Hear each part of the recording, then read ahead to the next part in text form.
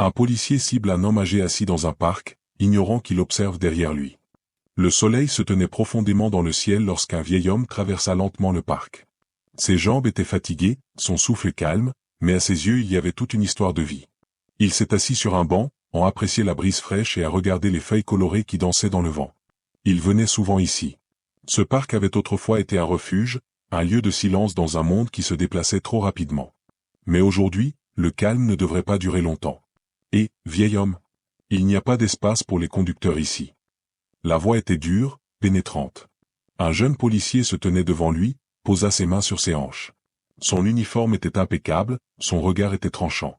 Vous ne pouvez pas simplement vous asseoir ici. Continue. Le vieil homme le regarda, n'a rien dit. Les mots n'auraient rien changé de toute façon. Ce que le policier ne savait pas, il n'était pas seul. Derrière lui se trouvait quelqu'un qui regardait tout, quelqu'un qui changerait le sort de cette rencontre pour toujours.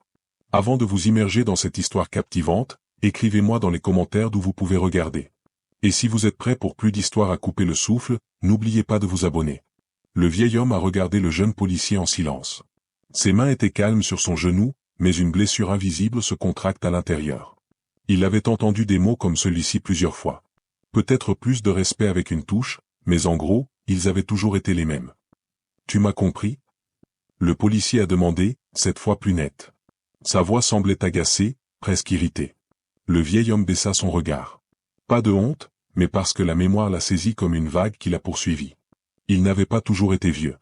Il n'était pas toujours juste un homme qui était encore sur un banc. Il fut un temps où il avait porté un costume différent. Celui qui signifiait le courage, le devoir, l'honneur. Un costume qui était lourd sur les épaules, mais encore plus lourd dans le cœur. Ses pensées se sont éloignées, où le bruit ne s'est jamais terminé. Le rugissement des explosions. La fumée qui brûlait dans ses poumons. Le bruit des cris. Il avait été soldat.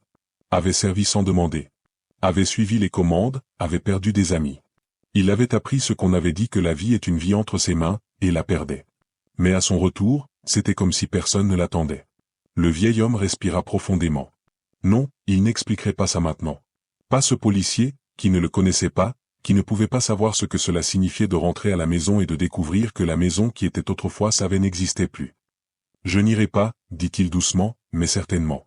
Le policier a déplacé le visage. Dois le faire. Le vieil homme se redressa un peu. Pourquoi? Le policier cligna des yeux. Il s'attendait à une réponse rapide, se fatiguant, peut-être un grognement en colère.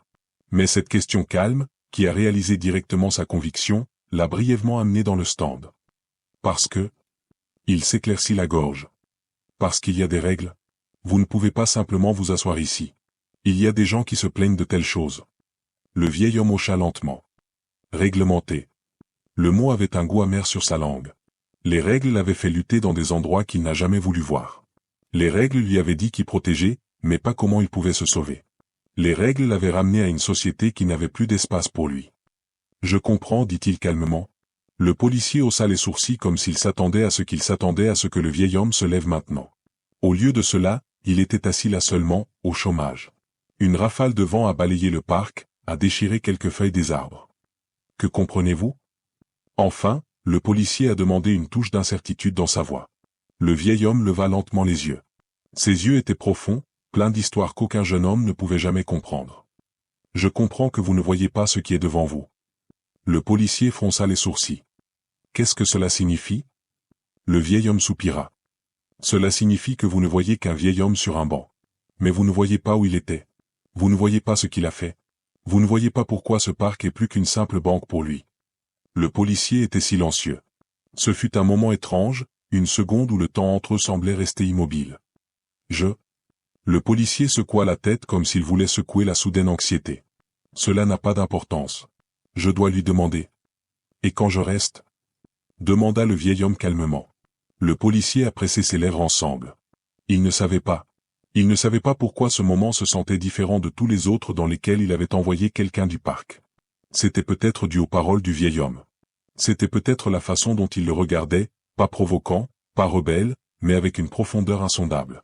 Puis, avant que le policier ne puisse dire quelque chose, une voix sonnait derrière lui.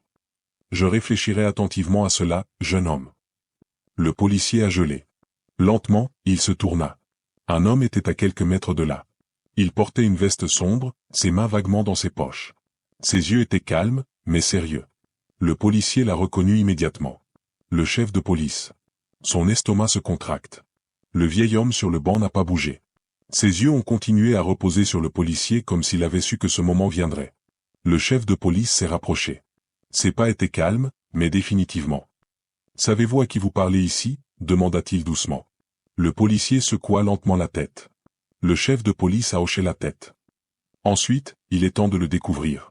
L'air dans le parc était soudainement plus frais. Le vieil homme sur le banc cligna lentement des yeux. Il savait que ce n'était plus seulement de lui. Il s'agissait d'une vérité qui devait être prononcée. Le policier en avalait dur. Son regard s'est précipité entre le chef de la police et le vieil homme. La tension dans l'air était presque tangible, comme si le vent allait retenir votre souffle même un instant. Qui ? Hésita-t-il, sentit son propre pouls en plein essor dans ses oreilles. Qui ai-je exactement ici devant moi ? Le chef de police s'est rapproché. Ses yeux reposaient sur le vieil homme, puis sur le jeune fonctionnaire. C'est le major Friedrich Keller, a-t-il finalement déclaré. Le nom a frappé le policier dans l'estomac comme un coup.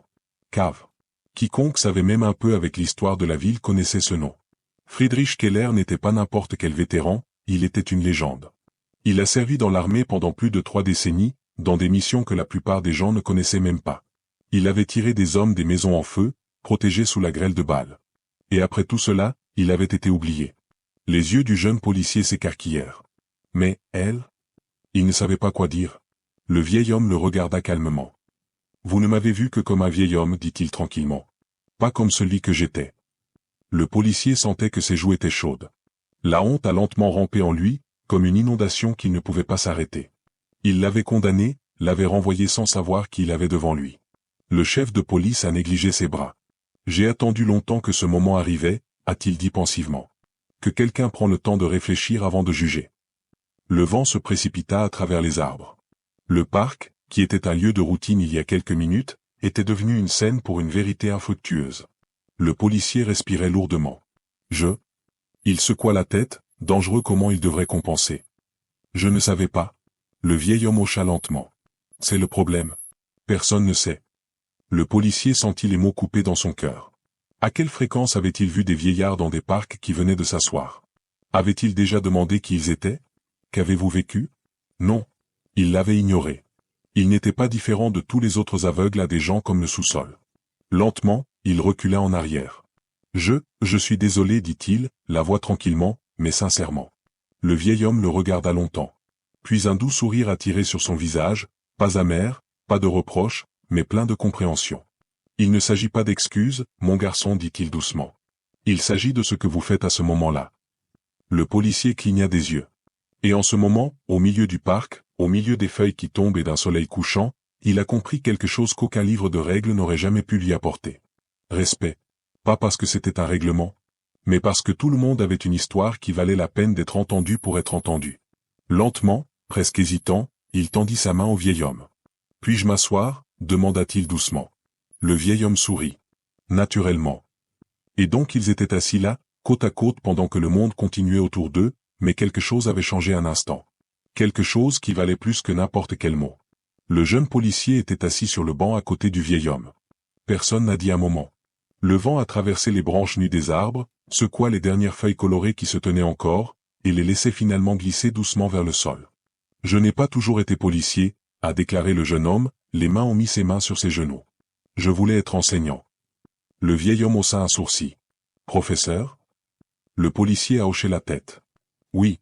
Je voulais enseigner en UX Jean quelque chose. » « Mais alors ?» Il haussa les épaules. « Cela s'est avéré différemment.